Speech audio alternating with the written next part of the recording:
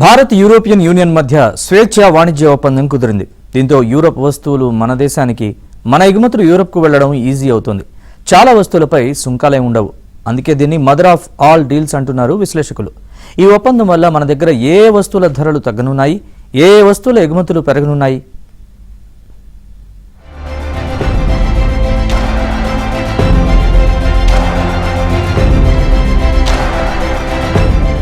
దాదాపు 2 దశాబ్దాల ప్రతిష్టంభనకు తెరపడింది. భారత్ ఐరోపా సమాఖ్యల మధ్య స్వేచ్ఛా వాణిజ్య ఒప్పందం కుదిరినట్లు మన ప్రధానమంత్రి నరేంద్ర మోదీ ప్రకటించారు. ఈ ఒప్పందంతో పలు ఐరోపా ఉత్పత్తులపైన దిగుమతి సుంకాలు భారీగా దిగిరానున్నాయి. ముఖ్యంగా లగ్జరీ కార్లు, వైన్, స్పిరిట్ తో పాటు మెడికల్ ఉత్పత్తులపైన సుంకాల భారం తగ్గనుంది. ఈ ఒప్పందాన్ని మదర్ ఆఫ్ డీల్స్ గా అభివర్ణించింది EU. ఈ స్వేచ్ఛా వాణిజ్య ఒప్పందం వచ్చే ఏడాది అమల్లోకి రానున్నట్లు ఐరోపా సమాఖ్య తమ ప్రకటనలో వెల్లడించింది. ఇది అమల్లోకి వచ్చిన తొలి రోజే 90% భారత ఉత్పత్తులపై దిగుమతి సుంకాలను తొలగించనుంది. మిగతా వాటిపై దశల వారీగా సుంకాలను ఎత్తివేస్తామని తెలిపింది. భారత్ లో రానున్న 10 ఏళ్లలో 93% ఐరోపా ఉత్పత్తులకు దశల వారీగా సుంకం తొలగిపోనుంది. ఈ ఒప్పందం అమల్లోకి వచ్చిన తొలి రోజు 30% ఐరోపా ఉత్పత్తులపై భారత్ సుంకాలను ఎత్తివేయనుంది.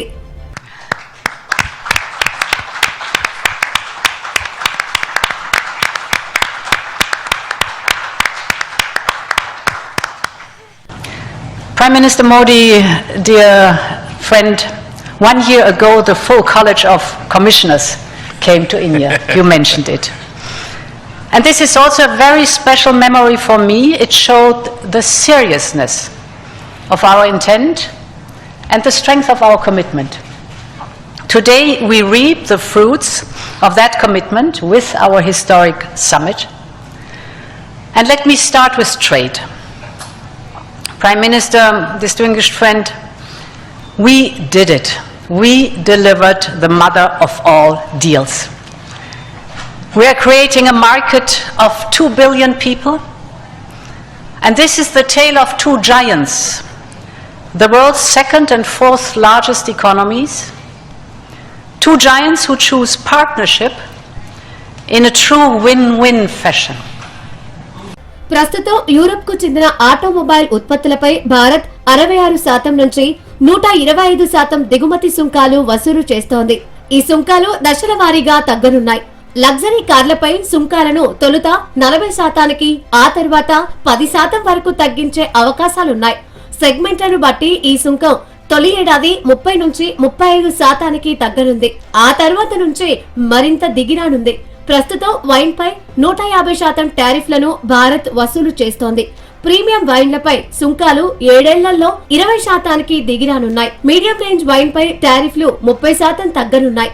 ప్రస్తుతం ఐరోపా విస్కీ, వోడ్కా, రమ్, జిన్ వంటి స్పిరిట్లపై మన దేశంలో 150% వరకు సుంకాలు ఉండగా, తాజా ఒప్పందంతో అవి 40%కి దిగిరానున్నాయి. బీర్లపై 110% ఉన్న దిగుమతి సుంకం 50%కి తగ్గనుంది. ప్రస్తుతం భారత్ లో యంత్రాలపై 44%, కెమికల్స్ పై 22%, ఫార్మా ఉత్పత్తులపై 11% సుంకాలు ఉండగా, వీటిల్లో చాలా వరకు సుంకాలను ఎత్తివేసే అవకాశం ఉంది.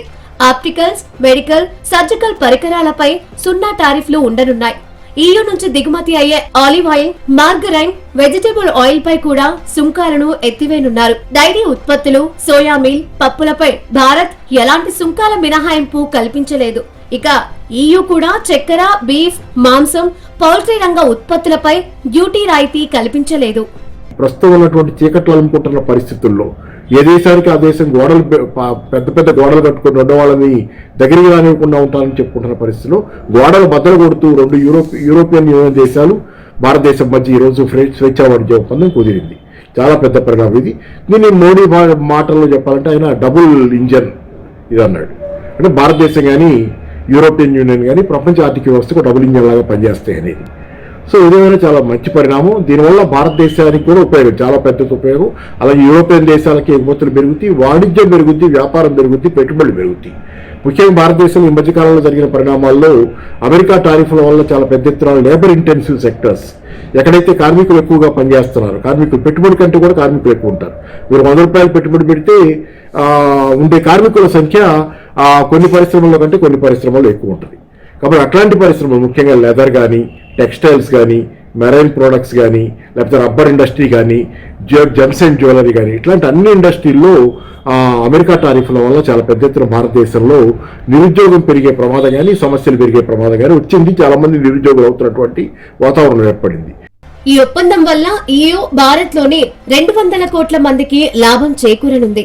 భారత్ EU మధ్య స్వేచ్ఛా వాణిజ్య ఒప్పందానికి 2007లోనే చర్చలు మొదలయ్యాయి. అయితే ఆటోమొబైల్స్, వైన్ పై దిగుమతి సుంకాలు, ఫార్మాస్యూటికల్స్ వంటి అంశాల్లో ఏకాభిప్రాయం కుదరకపోవడంతో మధ్యలో నిలిచిపోయిన చర్చలు 2022లో తిరిగి ప్రారంభమయ్యాయి. గతేడాది ప్రపంచ దేశాలపై ట్రంప్ సుంకాల నేపథ్యంలో EFTA కోసం వేగంగా అడుగులు పడ్డాయి. ఈ ఒప్పందంతో దాదాపు 90% భారత ఉత్పత్తులకు ఐరోపా మార్కెట్లో సుంకాలు ఉండవు.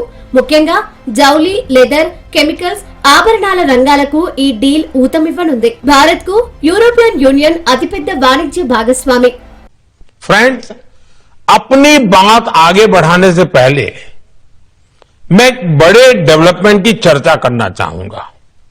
कल ही भारत और यूरोपियन यूनियन के बीच एक बहुत बड़ा एग्रीमेंट हुआ है। दुनिया में लोग इसकी चर्चा मदर ऑफ ऑल डील्स के रूप में कर रहे हैं। ये समझौता भारत के 140 करोड़ लोगों और यूरोपीय देशों के करोड़ों लोगों के लिए बहुत बड़े अवसर लेकर आया है। ये दुनिया की दो बड़ी इकोनॉमीज के बीच तालमेल का एक शानदार उदाहरण बना है। ये समझौता ग्लोबल जीडीपी के करीब 25% और ग्लोबल ट्रेड के करीब 1/3 हिस्से को रिप्रेजेंट करता है। భారత్ పై అమెరికా టారిఫ్ల నేపథ్యంలో భారత్ EU ట్రేడ్ డీల్ మనకు భారీ ఉపశమనం. అయితే ట్రేడ్ డీల్ కు సంబంధించిన న్యాయపరమైన అంశాలను పరిష్కరించుకునేందుకు దాదాపు 6 నెలల సమయం పట్టొచ్చని విశ్లేషకులు చెబుతున్నారు. అంటే డీల్ కుదిరినా ఆ మేరకు ఉపశమనం లభించాలి అంటే ఇంకొంతకాలం ఆగాల్సిందే. EU జనవరి నుంచి కార్బన్ ట్యాక్స్ ను తీసుకొచ్చింది. ఈ తరహా పన్ను వసూలు చేయడం ప్రపంచంలో ఇదే తొలిసారి. Cement, steel, aluminium, oil refinery, paper, glass వంటి ఉత్పత్తుల దిగుమతులపై ఈ పన్ను వర్తించనుంది. EUకు భారత్ ఎగుమతి చేసే ఉత్పత్తుల్లో అత్యధికం అల్యూమినియం, ఇనుము, ఉక్కే ఎక్కువ.